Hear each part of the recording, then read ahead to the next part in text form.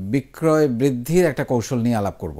যদিও জানি যে বিক্রয় বৃদ্ধির একটা অনন্য কৌশল হচ্ছে রিপিট কাস্টমার বাড়ানো। আমরা আসলে আপনারা যদি একটা জিনিস খেয়াল করেন, আমরা আসলে যে সেল করি, মানে যারা সেল করেন তারা কি সত্যি সত্যি প্রোডাক্ট বা সার্ভিস সেল করেন? একটু যদি চিন্তা করেন, তারা কিন্তু আসলে সেল করেন হচ্ছে বিশ্বাস। আমরা কিন্তু আসলে প্রোডাক্ট সেল করি না, আমরা কিন্তু বিশ্বাস সেল করি। আমি একটা উদাহরণ দিয়ে বোঝানোর চেষ্টা করছি। আপনি ধরেন কোনো একটা এলাকায় থাকেন, সেই এলাকায় আপনি যে কাঁচা বাজারে যখন যান, ওই মাছের ডালাটার সামনে আপনি যান, যেই মাছওয়ালাকে আপনি মনে করেন সে আপনাকে পচা মাছ দিবে না, খারাপ মাছ দিবে না, বা ওই মুরগিওয়ালার কাছে যান যে আপনাকে ভালো মুরগিটা দিবে, বা আপনি ওই মুদি দোকানে যান যে আপনাকে মাপে ঠকাবে না। প্রতিনিয়ত কিন্তু একই লোকের কাছে আপনি যাচ্ছেন, যে আপনি বা আপনার যদি কখনো সন্দেহ, আপনি কিন্তু চেঞ্জ করে ফেলছেন। সো আপনি হয়তো একবার মাছ আনলেন, বাসায় থেকে রিপোর্ট আনলেন যে মাছটা পচা, আপনি কিন্তু আর যাবেন না তার কাছে। তার মানে আমরা কি করি? আমরা আসলে বিশ্বাস কিনি।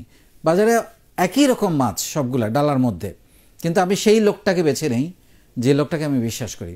So by the end of the day আপনি চিন্তা করে দেখেন, আমরা কিন্তু, এবং আপনি যে সেলুনটাতে যান, আপনি কিন্তু ওইখানেও একটা বিশ্বাস যায়, সেলুনের যে নাম, যে ব্র্যান্ড, সেটা কিন্তু ছাপিয়ে যায় যে লোকটা আপনাকে সার্ভিস দেয়। আপনি কিন্তু গিয়ে খোঁজেন, আছে ওই লোকটা আছে কিনা যে গতবার আমার হেয়ার কাট করেছিল। So this is all about বিশ্বাস, যে আপনি ধরে নিয়েছেন যে ও ভালো কাটে, বিলিভ। সো এই বিলিফটা কিন্তু খুব গুরুত্বপূর্ণ, এবং এই বিলিফটা আপনি যখন তৈরি করতে পারবেন আপনার মধ্যে, তখন কিন্তু আপনার এই রিপিট কাস্টমার খুবই গুরুত্বপূর্ণ। আমরা আসলে রিপিট এবং দেখেন, আপনি হয়তো একটা প্রোডাক্ট লঞ্চ করেছেন, আপনি অনলাইনে সেল করছেন, ই কমার্সে আপনি সেল করছেন, আপনার হয়তো এই প্রোডাক্টটা নিয়ে একটা কমপ্লেইন আসলো যে প্রোডাক্টটা কোনো কারণে ফল্টি ছিল, ছেঁড়া ছিল, বা কোনো একটা ফল্ট ছিল। আপনি চেষ্টা করবেন এটা আরেকটা নতুন দিয়ে দিতে। এখন আপনি বলবেন যে ওইটা হয়তো আপনার লস হয়ে গেল। যদি কাস্টমারের দিক থেকে কোনো ফল্ট না থাকে, আপনি যদি ফিল করেন যে কাস্টমার ইজ রাইট, তাইলে আপনি চেঞ্জ করে দেওয়ার চেষ্টা করবেন। আপনি হয়তো ভাবছেন ওই প্রোডাক্টটা আপনার লস হয়ে গেল, কিন্তু আপনি এটা কল্পনা করতে পারবেন না যে ওই কাস্টমারটা গিয়ে আরও 10 জনকে বলবে এদের সার্ভিস ভালো। এরা উল্টাপাল্টা ব্যবসা করে না, একটা প্রবলেম হয়েছিল, আমি নিয়ে গিয়েছি, ফেরত দিয়ে দিয়েছে। কাস্টমার কিন্তু খুব সহজে প্রোডাক্ট রিটার্নের জন্য আসে না, আনলেস সেখানে বড় ধরনের ঝামেলা হয়। সো বা সে তার প্রোডাক্টটা সত্যি সত্যি ইউজফুল না হয়, তখন কিন্তু সে আসবে না। এটা যদি ভালো হয়, সে কিন্তু আর ফিরেও তাকাবে না, মানে আবার কষ্ট করে প্রোডাক্ট নিয়ে কমপ্লেন। আমরা হয়তো অনেক সময় কাস্টমারের কমপ্লেন শুনলে মনে করি সে বোধহয় প্রবলেমেটিক কাস্টমার, আননেসেসারি বিরক্ত করছে। আসলে কিন্তু এইভাবে ভাবা উচিত না, এগুলো একটু নেগেটিভ চিন্তাভাবনা। বিশ্বাস করতে হবে, আপনার কাস্টমারকেও বিশ্বাস করতে হবে।